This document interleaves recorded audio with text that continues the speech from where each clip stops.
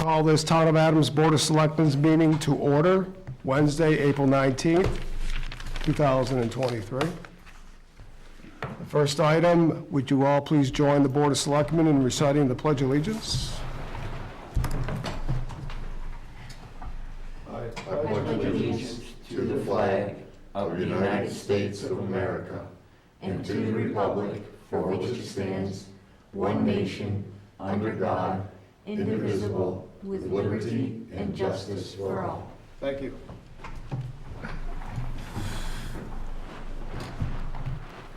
Next is the approval of minutes, April 5th, 2023. That was a regular board meeting. What is the board's pleasure? I'll make a motion the board waive a reading of the minutes and approve them as provided for April 5th, 2023. Motion by Rick, do we have a second? I'll second. Second by Christine, any discussion? Hearing none, all those in favor? Say aye. Aye, opposed? Abstentions? Unanimous vote. Next is public comment. Anyone in the audience who would like to address the Board of Selectmen with anything that is not on this evening's agenda? Okay, seeing none, moving on. Old business, anything? New business, we have the appointment of Timothy F. Rowley as temporary town clerk. Haley? Good evening. I feel like I need to stand. Dear Chairman Duval, as you are aware, Mass General Law, Chapter 268A, Section 19 prohibits a municipal employee from participating as such in a particular manner in which, to his or her knowledge, he or she has a financial interest. Therefore, under the provisions of Mass General Law, Chapter 41, Section 14, it is necessary for the Board of Selectmen to appoint a temporary town clerk to perform the duties of the town clerk for the election to be held on Monday, May 1st, 2023. This is only for the town election on Monday, May 1st, 2023.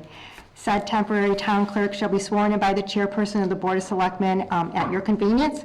This is something that's similar to the situation that's occurred in past elections when the town clerk is up for re-election. This year, I am on the ballot to become a town meeting member. So it's become customary to appoint the chairman of the Board of Registrars to serve as temporary town clerk. For that reason, it would be acceptable to appoint Timothy F. Rowley as temporary town clerk for the upcoming election day for only Monday, May 1st, 2023. Could you please remind everyone the location of the election to be held on Monday, May 1st, 2023? Yes, the annual town election is Monday, May 1st.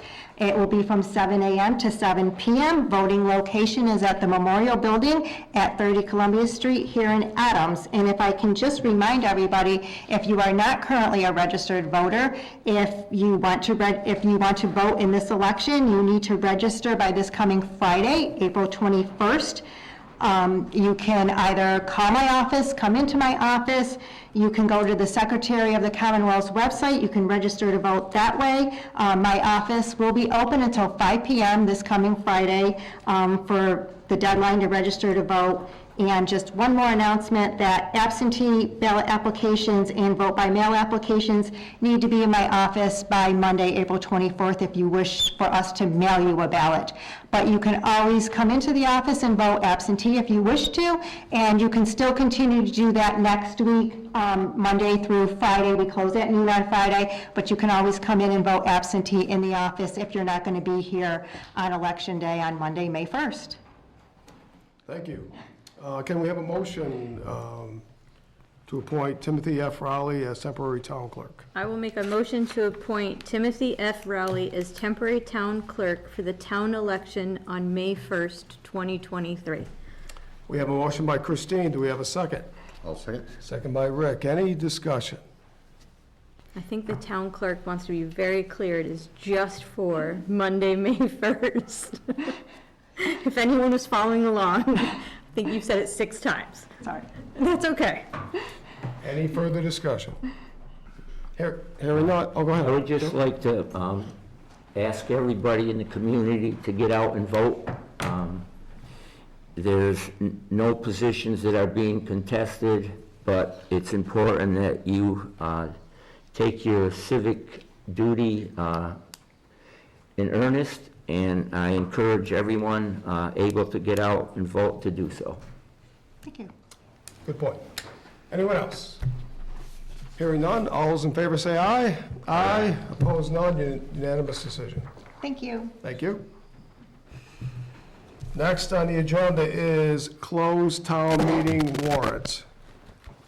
Do we have a motion to close town meeting warrant? I'll make a motion that we close the town meeting warrant. Motion by Rick, do we have a second? I will second. So I believe the next meeting, do you know when the date is when we will receive the list of warrants to approve? I think the town administrator was aiming for next Wednesday. I think that's what he told us at the last budget meeting. So the May 3rd meeting. May 3rd meeting. I did have a question to the town clerk. Did anybody submit any citizens petitions? Okay. So we have a second for that motion? Yes. Okay. Any further discussion? Hearing none, all those in favor say aye. Aye. Opposed, none, unanimous decision. Next, item C was amended to the agenda today. However, and the chair had no idea until this afternoon that this is something that was recommended, but we're going to not take any action on this item C, that we can hold off on this. Item D, review and approve Agricultural Commission mission statement. Sonia, would you mind coming up to the podium? Chair of the Aggie Commission.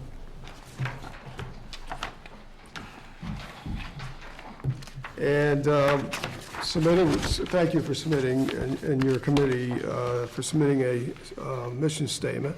Would you like me to read that? Sure. The Town of Adams Agricultural Commission is comprised of farmers and farm-related businesses who represent the local agricultural community. The mission of the Agricultural Commission is to promote agricultural-based economic opportunities and to support, preserve, revitalize, and sustain the community's agricultural business and land. Okay, any discussion on the mission statement? Do we have anything you'd like to add? Okay. Do we have a motion? I'll make a motion to approve the mission statement for the Adams Agricultural Commission as submitted this evening. Motion by Christine, do we have a second? I'll second. Second by Rick, discussion. And just to be clear, it is from where it says the mission, right? Because the first part, the Town of Adams Agricultural Commission, is just about us, right? Yeah. Yeah, I think that talks about the makeup of the commission pursuant to, I think either bylaw or it was Mass General Law. Joe, do you remember if it was a The bylaw? right to farm? No, I know you worked with town council on the, who could serve on the commission. Was Yeah. that a bylaw or was it Mass General Law? I believe it was, I'm not sure what it was, but I made sure, I can't be sure which one it was, if it was Mass General Law or a bylaw. I don't believe it was a bylaw that we had, because the only bylaw that was made with the Agricultural Commission when I was chairing it was the right to farm. Okay. So I think it just made more sense to choose people who are involved in farming pursuits rather than getting other people, because the last time we had a active Agricultural Commission, I believe most of the members were involved in agriculture, but a few were not, so that was the reasoning.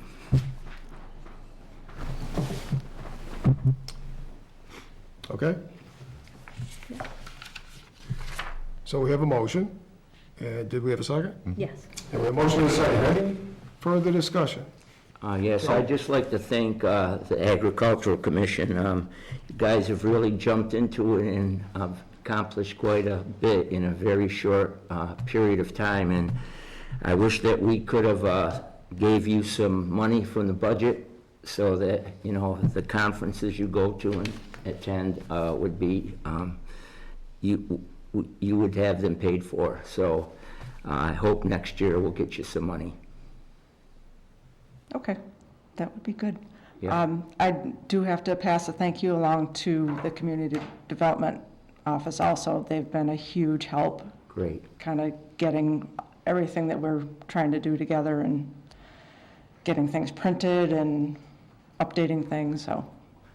Maybe you'd like to make an announcement about the event coming up May 2nd? If I can remember the title now. We do have an event coming up for planning for the future of your farmland. May 2nd, it's at the Bounty Fair, and I believe it's full, so they do have a wait list. Yeah, so that's good. That's great. Any further discussion? Hearing none, all those in favor say aye. Aye. Opposed, none, unanimous, thank you.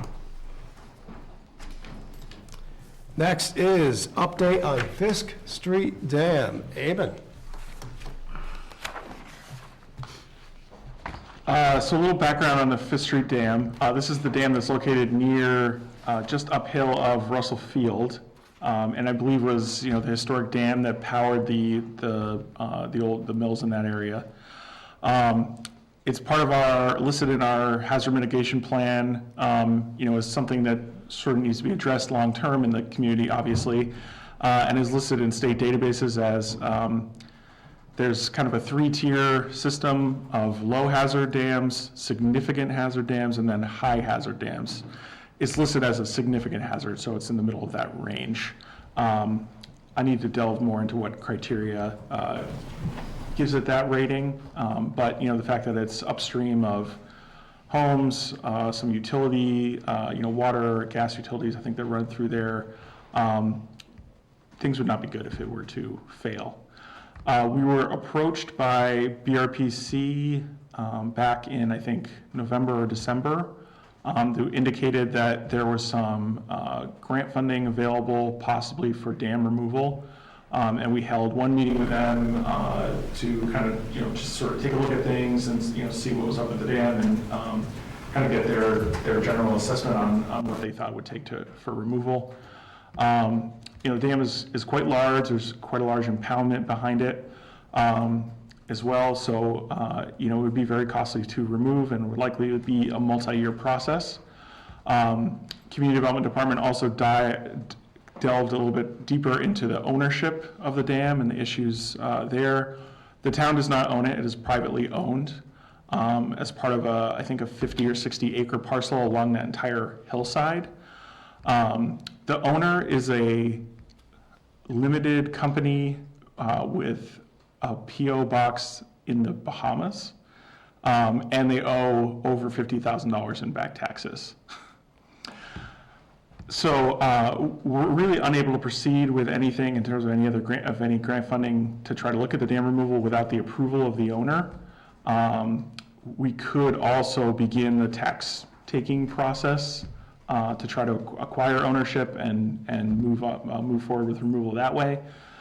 Either way, you know, it's several years out, probably at the earliest.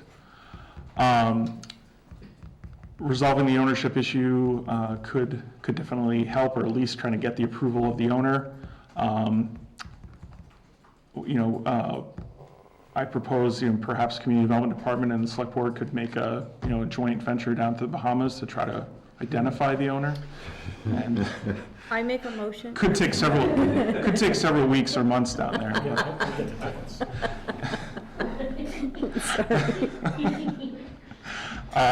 Anyways, that's kind of where we're at with things. I'd like to try to make contact with the owner and try to address things that way. But I talked to Kelly Rice about it. Apparently, they have a tax bill that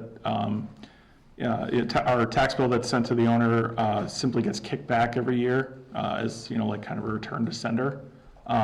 So they've been unable to contact the owner as well. So that's where we're at with the Fishbrook. I'm happy to answer any more questions if Any possible. questions from the board? Joe? Joe? I wouldn't suggest we take it by taxes, because then we own it, and should something happen, then we're, it's ours, and what happens comes our way. Yep. I would also suggest that you contact the Department of Fish and Game.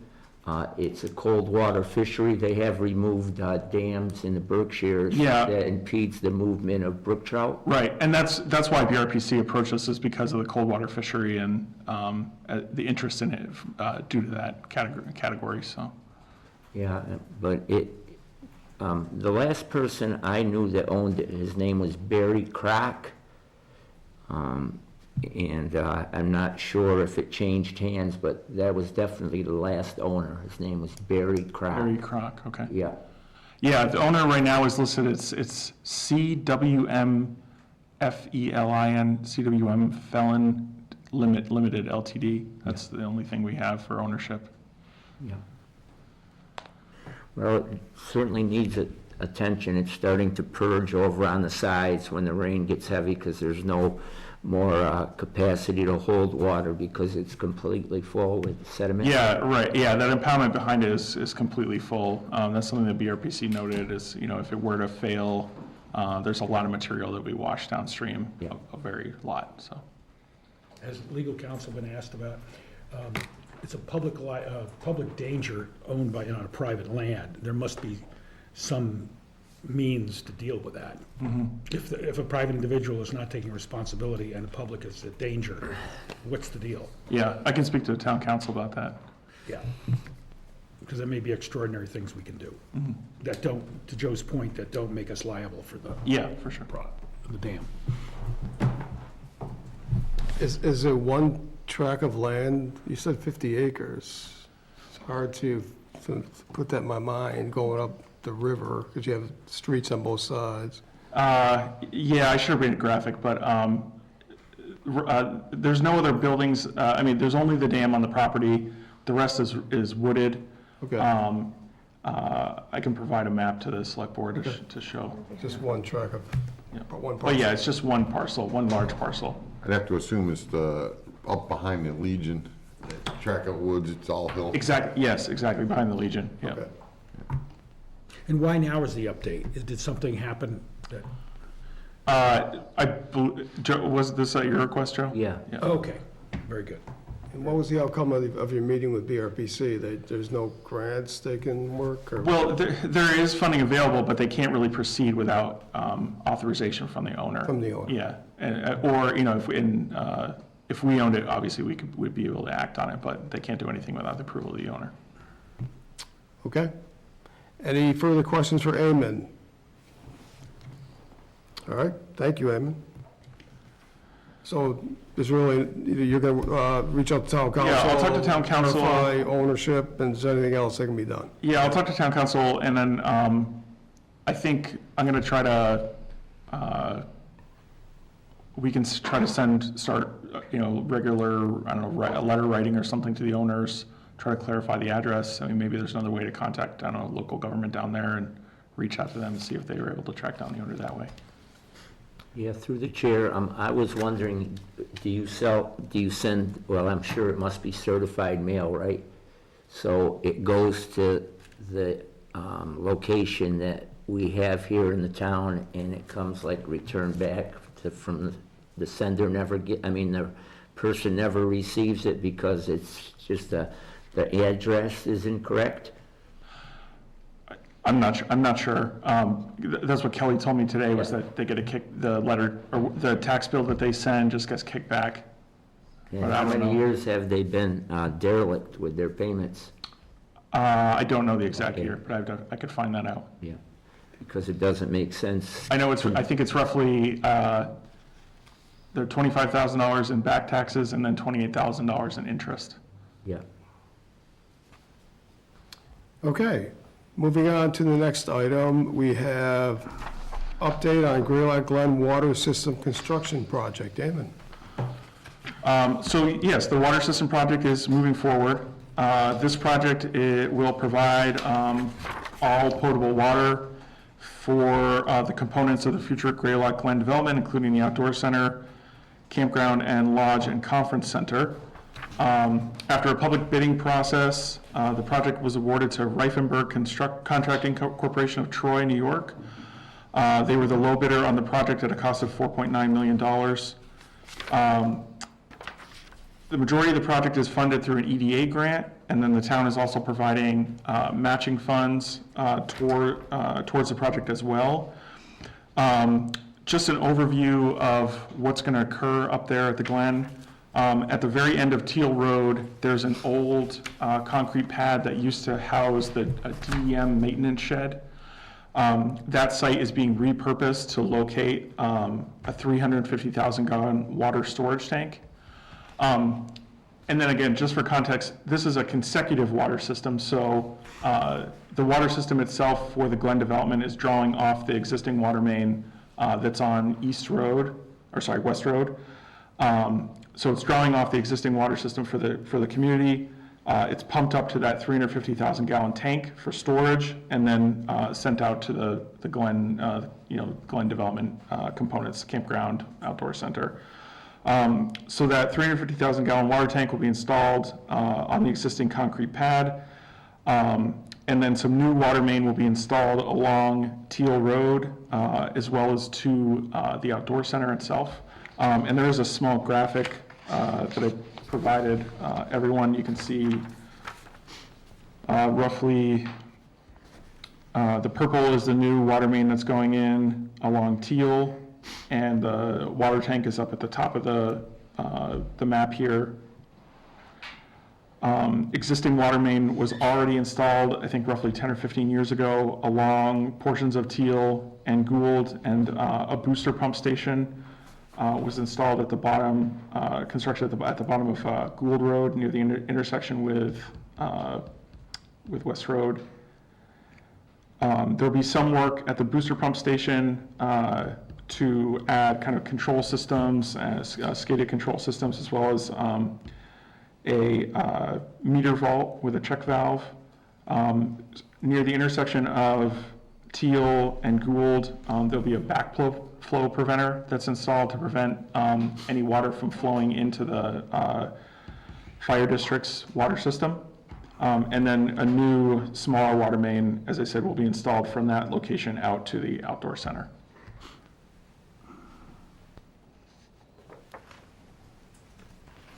Any questions for Eamon from the board?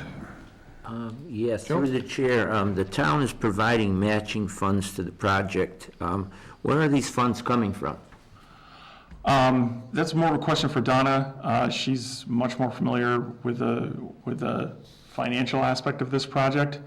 But I believe existing grant funds are being used as match towards the project. So funds that we've received for the outdoor center specifically. And then I believe some other town funding has been appropriated towards the project. Now, when you say match, it's not for the whole project of this tank, it's a smaller amount that we provide by percentage?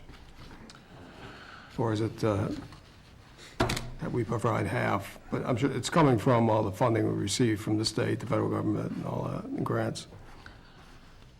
That's my understanding, yeah. But Donna can provide much more of a... Okay. If you can let us know the breakdown of that, Sure. send it to the board. Okay.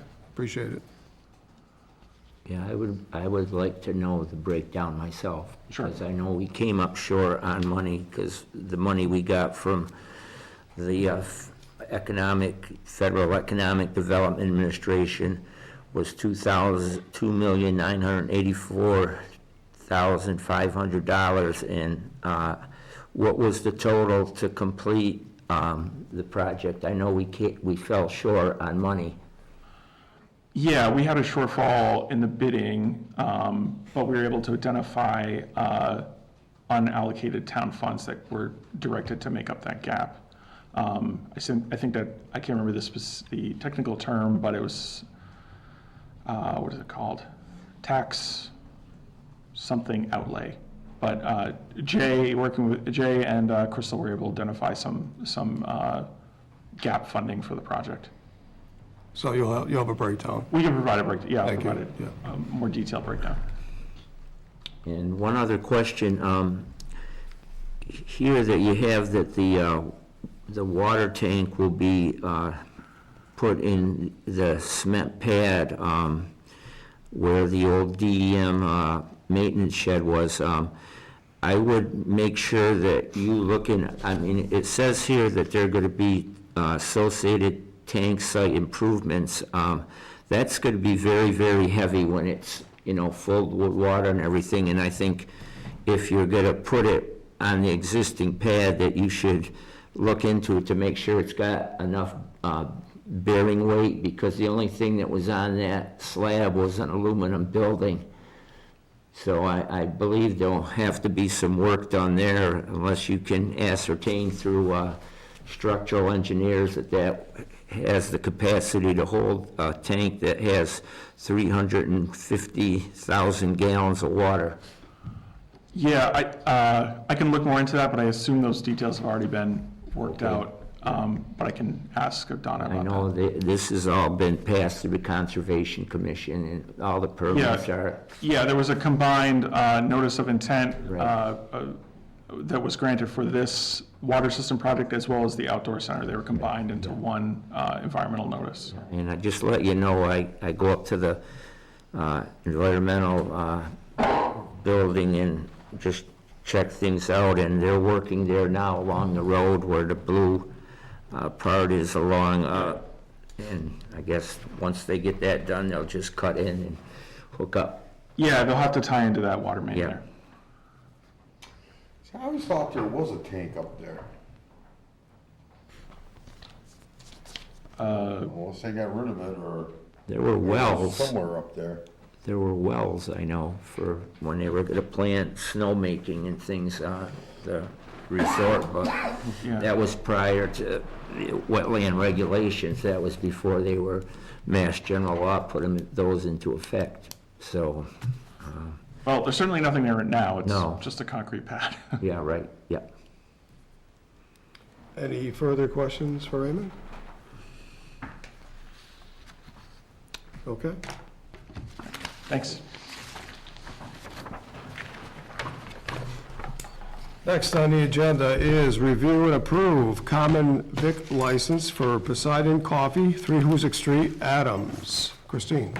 Sure, at our last meeting, we had paperwork in front of us to approve the common vic license for Poseidon Coffee at 3 Hoosick Street. However, we didn't have it on the agenda for our last meeting, so we couldn't take action on it. But this is ready to go. Poseidon does offer some snacks here and there as part of the operation.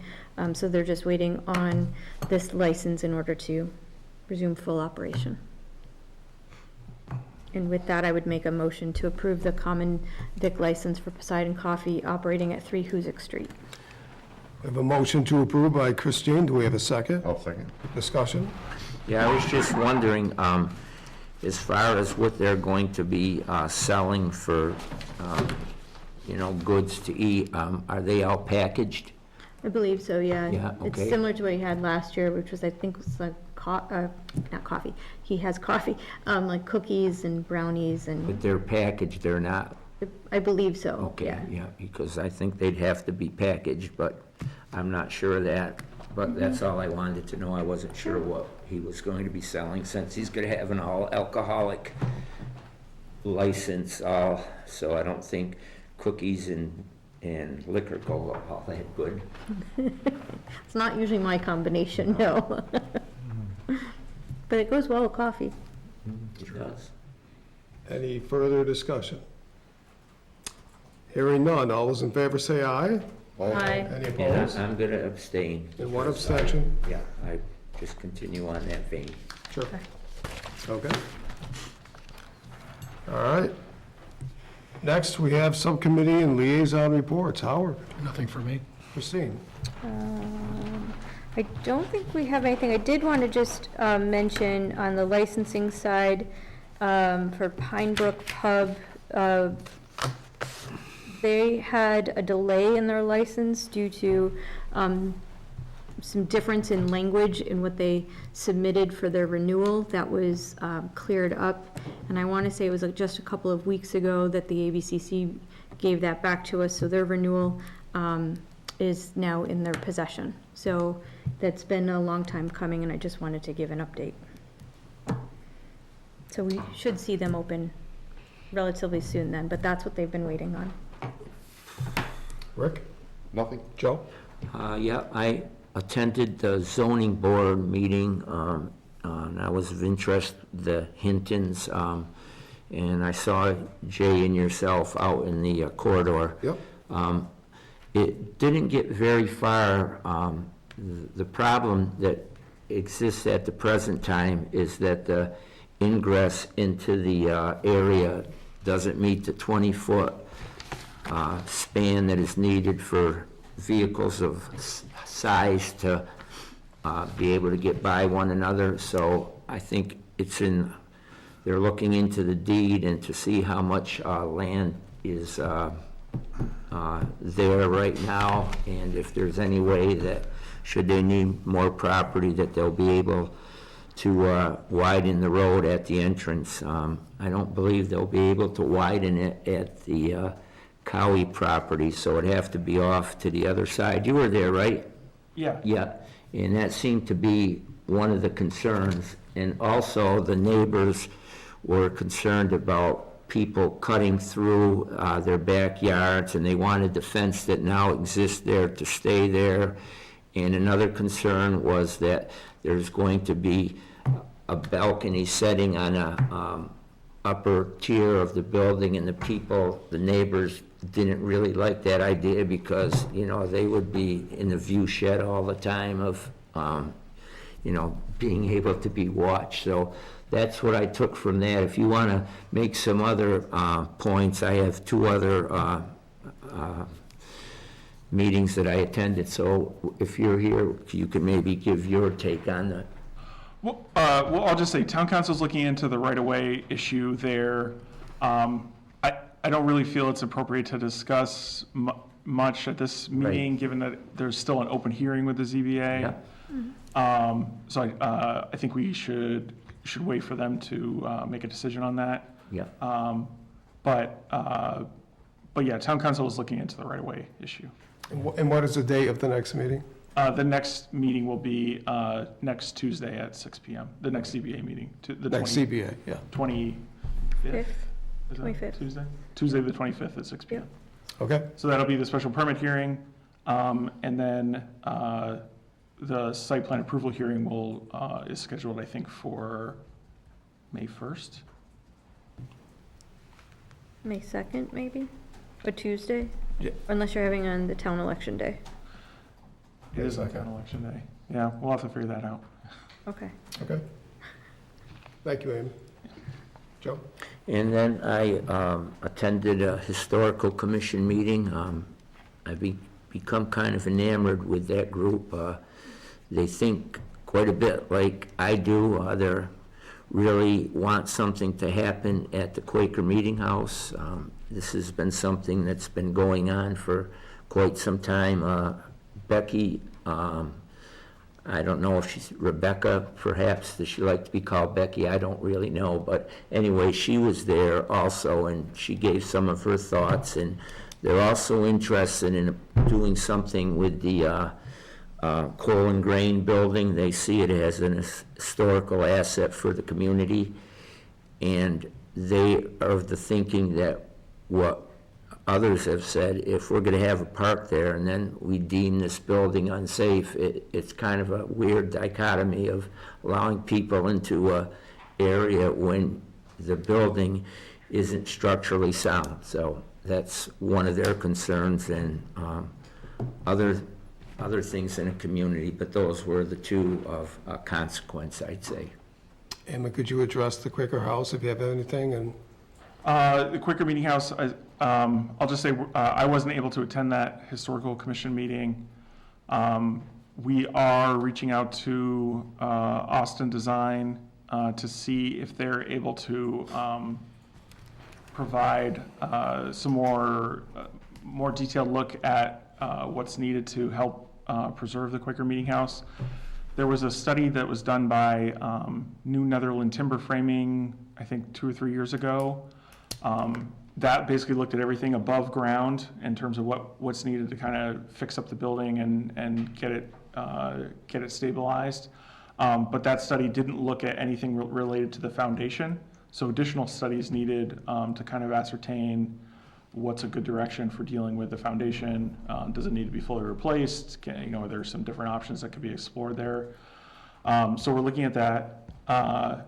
And I'll just say for the coal and grain building, we did meet with Rich Potter, who's a historic preservation specialist from the area. He's very interested in the building and has agreed to kind of basically give us some free advice on how to address it or how to approach it. Becky and I went on a tour of the building with him, and we're waiting for his recommendations. He may need to go in a few more times.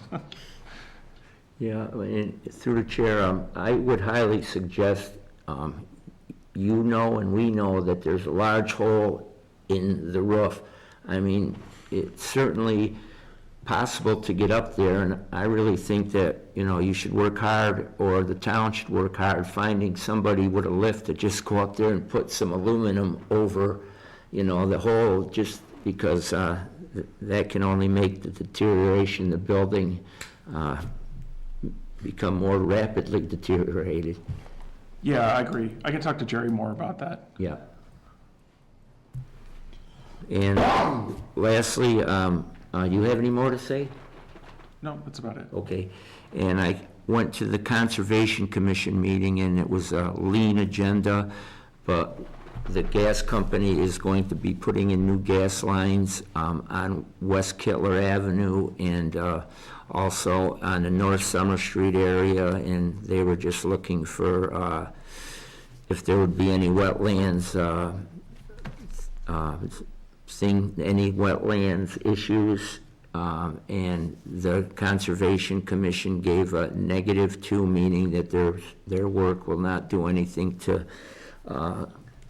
wreak havoc on wetlands. So that was, you were there also, weren't you? Yeah. If I remember right, that was kind of it, right? The negative determination? Yeah, they issued a negative determination, which means that the Berkshire Gas doesn't have to go through a full Right. notice of intent process.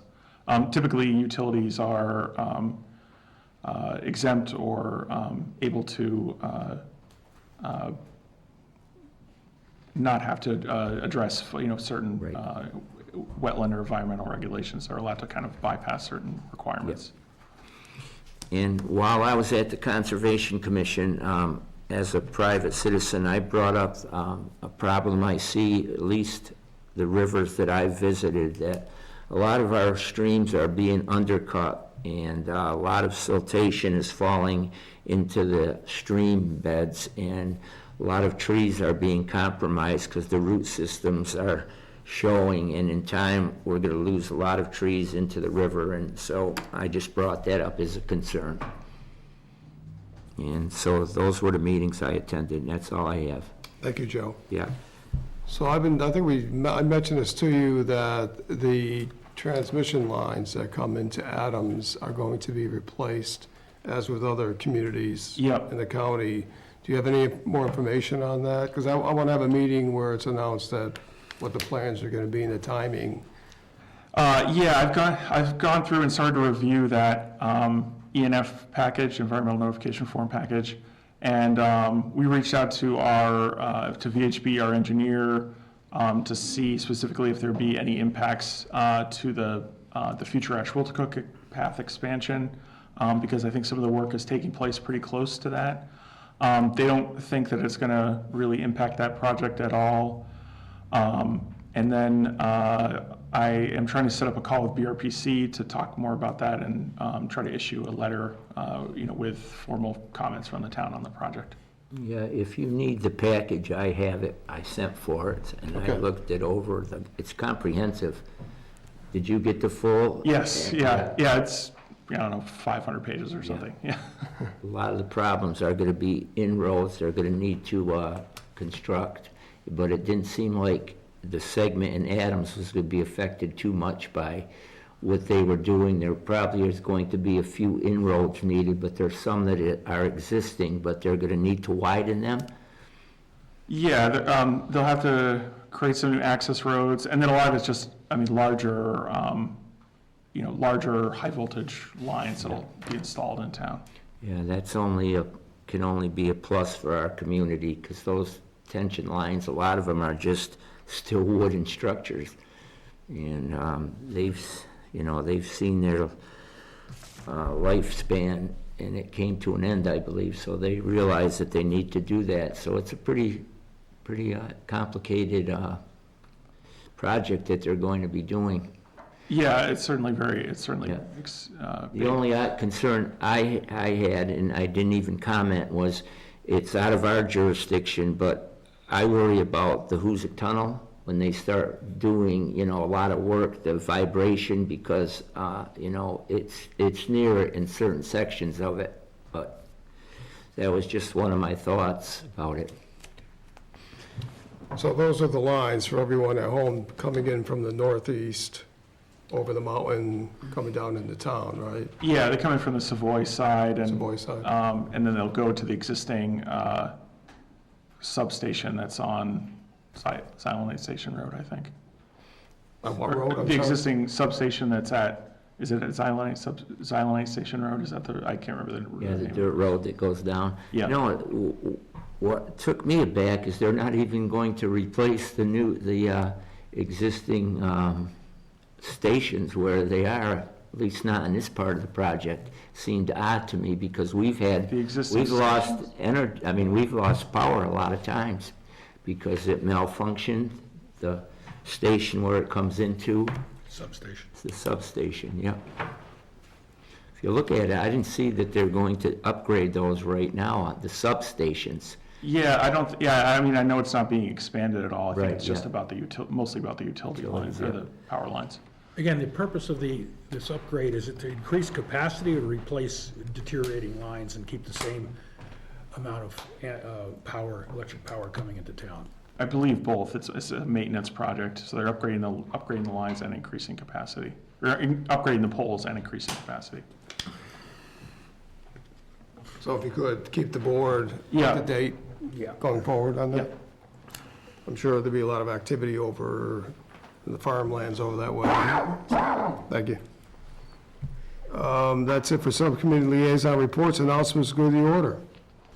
Yes, tomorrow at 7:30 is Coffee in the Court, in Armory Court here on Park Street, where the community is welcome to come and socialize with each other so we can pass around good ideas and just get up to speed of what's happening, and to create social connection and increase the quality of life in our town. Everybody's welcome. Thank you. Yeah, Good. I'm good. Christine? Just that there's a household hazardous waste collection this Saturday, April 22nd.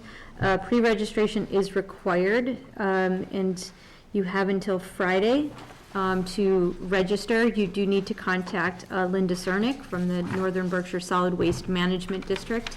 You can call her at 743-8208 or email her at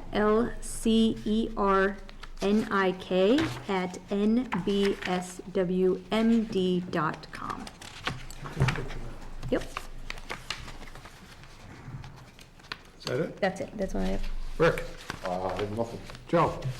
I guess just one thing, I've got a few, but this is the one that main thing I want to bring forth is, two things quickly. First of all, the cannabis growing is taking place now, the LC squared? what? Is it LC squared? Yeah, LC squared is now growing. Oh, great. I've been in there a number of times, and I would encourage everyone, because Art Babylon, he's put an enormous amount of money into that facility, and it's state-of-the-art, and so if you get a chance, he'd be happy to bring you through. I'm amazed at it. I don't, smoke marijuana or anything, but, it's just, when you talk about getting their tax base up, now there's something that's going to help our tax base for sure.